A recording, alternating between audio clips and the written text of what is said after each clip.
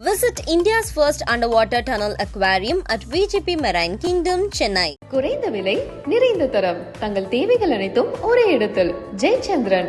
விநாயகர் 42 மாண்புமிகு உறுப்பினர் டாக்டர் எலிதான் மாண்புமிகு பொதுப்பணித்துறை அமைச்சர் அவர். மாண்புமிகு பேரவைத் தலைவர்களே, 18/9/1974 முத்தமிழறிஞர் கலைஞர் அவர்களால் அடிக்கல் நாட்டப்பட்டு 1976ஆம் ஆண்டு முடிக்கப்பட்டு அந்த பணி திறக்கின்ற நிலை இருந்தது.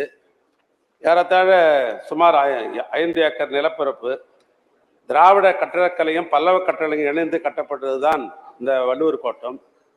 திருவாரூர் ஆழித்தேரை மாதிரி வடிவமாக கொண்டு கல் தேர், கலை சிற்பம், வேலைப்பாடுகளுடன் அமைக்கப்பட்டது. உயரம் 128 அடி அந்த உயரம்.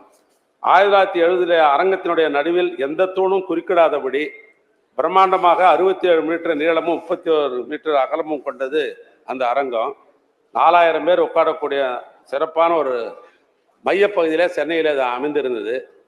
ஒரு 10 ஆண்டு காலமாக அது பாராமரமாக பாழ்பட்டு கிடந்த இந்த நிலையில் தமிழ்நாட்டுடைய முதலமைச்சர் அவர்கள் திராவிட மாடல் ஆட்சி பொறுப்பேற்ற உடனேயே அதற்கு முக்கியத்துவம் தந்து அதில் சீரமைக்க வேண்டும், புனரமைக்க வேண்டும் என்று எங்கள் துறைக்கு ஆணை பிறப்பித்தார்கள். அந்த வகையில் அரசு ஆணை 116/13/2000 அரசு ஆணை 80 கோடி ரூபாயில புனரமைக்க வேண்டும். இன்றைக்கு இருக்கிற நவீன டெக்னாலஜியை பயன்படுத்தி அது எப்பொழுதும் பார்வையாளர் வந்து பார்ப்பதற்கும் பொதுவான காரியங்களை பயன்படுத்துவதற்கும் கூட்டரங்கத்தை பயன்படுத்த வேண்டும் என்று ஆணையிட்டதன் அடிப்படையில் இப்பொழுது கலையரங்கம், குரல் மாட கூரை, புனரமைக்கிற பணி, தரை புதுப்பித்தல், தூண்கள், நுழைவாய் பகுதியில் சிறப்பு வேலைப்பாடுகள், மாற்றுத்திறனாளிகள் நடைபாதை, உணவுக்கூடம், விற்பனை மையம், மழைநீர் வடிகால் வசதிகள், அதனை ஒட்டி 2 லட்சம் கொள்ளளவு கொண்ட நீர் சேமிப்பு தொட்டி அமைத்தல், செயற்கை நீரூற்று அமைத்தல், ஒலி காட்சிகள் அமைத்தல், கூட்டரங்கம் மற்றும் குரல் மாநிலத்திலே குளிர்சாதன வசதிகள் முழுமையாக செய்வது, தீர்த்தடுப்பு வசதிகளை செய்வது, நுழைவாயில் புதுப்பிக்கின்ற பணிகள், உயர் மின் அழுத்தம் HD லைன் அதையும் அதில் பொருத்தி அது எப்பொழுதும் பிஸியாக இருக்கிற அளவுக்கு பண்ணணும்னு முதலமைச்சர் கேட்டுக்கொண்டிருக்க அந்த பணிகள் நடைபெற்று கொண்டிருக்கிறது. 30/6/2025 அது முடிக்கணும். ஆனாலும் இரவும் பகல் பாராமல் 2 ஷிஃப்ட் போட்டு வேலை செய்கிறதால முன்னமே அவைகள் வந்து பணிகள்லாம் நிறைவு செய்யப்பட்டு மீண்டும் முதலமைச்சருடைய திருக்கரத்தால் அது மக்கள் பயன்பாட்டிற்கு கொண்டு வரப்படும் என்பதை நம்முடைய எழுநருக்கு தெரிவித்துக் கொள்கிறேன். மாண்புமிகு உறுப்பினர் டாக்டர் எழிலன். மாண்புமிகு பேரவைத் தலைவர் அவர்களே, நான் முத்தமிழறிஞரோட மருத்துவர், அவரோட இரவு நேர மருத்துவர். அவரின் சமூக நீதி கொள்கையால் மருத்துவம் பயின்று அந்த மருத்துவத்தை சிகிச்சை அளித்த வாய்ப்பு என் வாழ்நாள் பெருமிதம். இரவு பாடசாலையில் அவர் எனக்கு பரிசாக கொடுத்த பல புத்தகங்கள் ஒரு அரிய புத்தகம் socio political philosophy of Thiruvalluvar. இந்த புத்தகத்தை படிக்கும் போது முத்தமிழரின் கலைஞர் வள்ளுவத்தின் அடிப்படையில் தான் தமிழ்நாட்டை ஆட்சி செய்துள்ளார் என்ற உண்மை தெரிய வரும். ஆம், திராவிட தத்துவத்துக்கும் வள்ளுவத்துக்கும் மையப்புள்ளி முத்தமிழறிஞர் கலைஞர். பெரும் தலைவர்கள் சிந்தனை பொறியினால் பல திட்டங்கள் சமூகத்துக்கு பயன்பெறும். காலை ஒரு சிறிய குழந்தை பற்றியோட பள்ளிக்கூடம் வரும்போது தமிழ்நாட்டு முதல்வர் ஆய்வும் போது ஏமா சோகமா இருக்கன்னு கேட்ட கேள்விதான் இன்று காலை சிற்றுண்டி திட்டம் 18 லட்சம் குழந்தைகளுக்கு தலைமுறையாக ஊட்டச்சத்து குறைபாடும் அறிவுத்தன்மையும் மேம்படுது. அதான் சிந்தனை பொறி. அதே போல் முத்தமிழரின் கலைஞர் வள்ளுவர் கோட்டத்தை தட்டி எழுப்பதற்கு சிந்தனை பொறை எந்த மாநிலத்தில் உருவாயிற்று என்றால் அது பஞ்சாப் மாநிலத்தில் உருவாயிற்று. அவர் பஞ்சாப் மாநிலத்தில் முதல்வராக பொறுப்பேற்றவுடன் 1971 பஞ்சாபுக்கு ஏன் செல்கிறார் என்றால் நவீன தன்மையில் தமிழ் விவசாயத்தை பலப்படுத்த வேண்டும் என்ற ஒரு நினைப்போடு பஞ்சாபில் இருக்கும் வேளாண் பல்கலைக்கழகம் போல் தமிழ்நாட்டில் ஒரு வேளாண் பல்கலைக்கழகம் உருவெடுக்க வேண்டும் என்ற சிந்தனை பொறிதான் கோயம்புத்தூரில் வேளாண் பல்கலைக்கழகம். அப்போது சீக்கியர்களோட புனித கோயிலுக்கு முத்தமிழர் கலைஞர் செல்கிறார். அந்த சீக்கியர்களோட முத்தமிழ் அறிஞர் செல்லும் போது குருநானக்கன் படிப்பை பார்க்கிறார், வழிபாட்டை பார்க்கிறார். அங்க மனு தர்மம் கிடையாது, மனு சாஸ்திரம் கிடையாது, அங்க ஒரு சமத்துவ நெறி இருக்கிறது. புனித கோயிலுக்கு மைய பகுதிக்கு செல்கிறார். அந்த மைய பகுதியில் முடிச்சார் அந்த மைய பகுதியில் பேசலாம். மைய பகுதியில் வள்ளுவர் பத்தி பேசுறேன்னா கேளுங்க. செல்வராஜ் உட்கார்ந்துகிட்டே பேசாண்டா, தத்துவங்களை சொல்றாங்க, வள்ளுவரை பற்றி சொல்றாங்க, அதுல தவறு இல்ல, கேளுங்க, நல்ல விஷயம் தானே. கேள்விக்கு வாங்க, இன்னொரு கேள்வி இருக்கு, கேள்வி இன்னொரு கேள்வி. அட நீங்க என்னைய பார்த்து பேசுங்க டாக்டர், கேள்விக்கு வாங்க, இன்னொரு கேள்விக்கு. அந்த மையப்பகுதியில் அந்த வள்ளுவருக்கு வாங்க, வள்ளுவருக்கு அந்த மையப்பகுதியில் வள்ளுவர் கோட்டத்தை அமைக்க முடிவெடுத்து இன்று தம் 1000 விளக்கு தொகுதியில் குப்பை கடமாக இருந்த பகுதியை வள்ளுவர் கோட்டத்தை தட்டெழுப்பிய முத்தமிழ் கலைஞர். அதில் ஒரு சிறப்பு அம்சம் என்றால் மேல் தட்டத்தில் கருவறை போல் ஒரு அமைப்பை உருவாக்கி, கணபதி சபதி உருவாக்கிய சிலையை கருவறை போல் உருவாக்கி, அந்த கருவறையில் அனைவரும் செல்லலாம் என்று அகம வகுதியில் அகற்றிய வள்ளுவர் கோட்டம் தான் கலைஞரோட சிந்தனை. அதில் ஐயா சொல்வது போல், மாண்புமிகு அமைச்சர் சொல்வது போல், அந்த வள்ளுவர் கோட்டத்தில் சர்வதேச international research centre for Valluvar studies என்ற அமைப்பு உருவாக்கப்படுமா என்று தாங்கள் வாயால கேட்டு அமர்கிறேன். மாண்புமிகு அமைச்சர். மாண்புமிகு முதலமைச்சர் அவர்களே, தமிழ்நாட்டினுடைய தலைவர் கலைஞர் அவர்கள், பேரவைத் தலைவர்களே, தமிழ்நாட்டினுடைய சிற்பி கலைஞர் என்பதற்கு பல்வேறு அடையாளங்கள் எல்லாம் இங்கே பட்டியலிட்டு காட்டினார்கள்.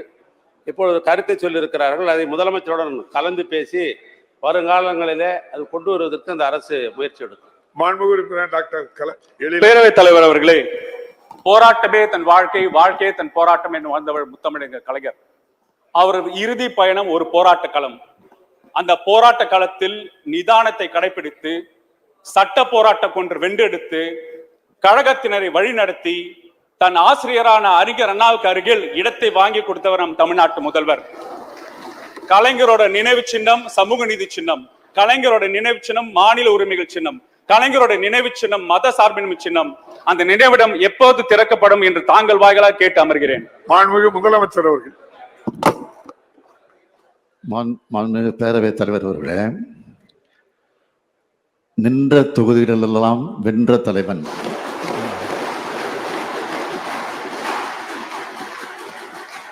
நவீன தமிழ்நாட்டை உருவாக்கிய தலைவன், தலைவர் கலைஞருடைய நினைவகம் முழுமையடைந்திருக்கிறது. அது மட்டுமல்ல, தலைவருடைய நினைவு மன்றம் மட்டுமல்ல, தலைவரை உருவாக்கிய நம்முடைய தாய் தமிழ்நாட்டிற்கு தமிழ்நாடு என்று பெயர் சூட்டிய பேரறிஞர் பெருந்தகை அறிஞர் அண்ணா அவர்களுடைய நினைவகமும் புதுப்பிக்கப்பட்டு அது புனரமைக்கப்பட்டிருக்கிறது. ஆக அண்ணாவினுடைய நினைவகமும் தலைவர் கலைஞருடைய நினைவகமும் புதுப்பிக்கப்பட்டிருக்கக்கூடிய அண்ணாவினுடைய நினைவகமும் வருகிற 26ஆம் தேதி மாலை 7 மணிக்கு அது திறந்து வைக்கப்பட இருக்கிறது என்பதை நான் தெரிவித்துக் கொள்கிறேன். எதற்காக இதை நான் குறிப்பிட்டு சொல்கிறேன் சொன்னால், அந்த நிகழ்ச்சிக்கு அழைப்பதில் எல்லாம் அடிக்கவில்லை, அதை விழாவாக கொண்டாட நாங்கள் விரும்பவில்லை. ஆகவே இதை நிகழ்ச்சியாகவே நடத்த நாங்கள் விரும்பி இருக்கிறோம், முடிவெடுத்திருக்கிறோம். ஆகவே அப்படிப்பட்ட நிகழ்ச்சிக்கு இந்த அவையில் இருக்கக்கூடிய ஆளுங்கட்சி, எதிர்கட்சி, கூட்டணி கட்சி, தோழமை கட்சி, எல்லா கட்சியினுடைய உறுப்பினர்களும் அதில் பங்கேற்க வேண்டும் என்று சபாநாயகர் மூலமாக நான் கேட்டுக்கொள்கிறேன். தமிழ்நாட்டு மக்களுக்கும் உங்கள் மூலமாக அழைப்பு விடுத்து இதை நான் தெரிவித்துக் கொள்கிறேன். நேற்றைய தினம் சட்டமன்ற பேரவையில் நிதிநிலை அறிக்கையின் மீது விவாதத்தில் பங்கேற்று உரையாற்றி இருக்கக்கூடிய உறுப்பினர்களுக்கெல்லாம் மிக தெளிவாக, விளக்கமாக, விரிவாக நம்முடைய அமைச்சர் தங்கம் தென்னரசு அவர்கள் உரையாற்றியிருப்பது உள்ளபடியே பாராட்டுக்குரிய வகையில் அமைந்திருக்கிற காரணத்தால் என்னுடைய வாழ்த்துக்களை மனதார நான் தெரிவித்துக் கொள்ள விரும்புகிறேன். நேற்றைய தினம் விவாதத்தின் போது சில குறிப்பிட்ட சட்டமன்ற உறுப்பினர்கள் வைத்த வினாவுக்கு விளக்கம் சொல்லியிருக்கிறார். ஆனால் அதே நேரத்தில் பாரதிய ஜனதா கட்சியை சார்ந்த திருமதி வானதி சீனிவாசன் அவர்கள் வைத்த கோரிக்கைக்கு ஏன் பதில் சொல்லாமல் விட்டுவிட்டார் என்று எனக்கு புரியவில்லை. அவர் ஒரு கோரிக்கை வைத்தார். கோவையில் நூலகம் அமைக்கப்படும் என்ற அறிவிப்புக்கு நன்றி தெரிவித்துவிட்டு அது அது எங்கே அமையவிருக்கிறது, எவ்வளவு நிதி ஒதுக்கப் போகிறீர்கள், எப்பொழுது ஆரம்பிக்கப் போகிறீர்கள், எந்த காலத்தில் அந்த பணிகள் எல்லாம் முடிவடையும் என்று ஒரு கேள்வியை கேட்டார். அது உடனடியாக செயலாக்கத்திற்கு நிச்சயமாக வரும். ஏனென்றால் இந்த ஆட்சி சொன்னதை செய்யும், சொன்னதைத்தான் செய்யும், சொல்வதைத்தான் செய்யும்.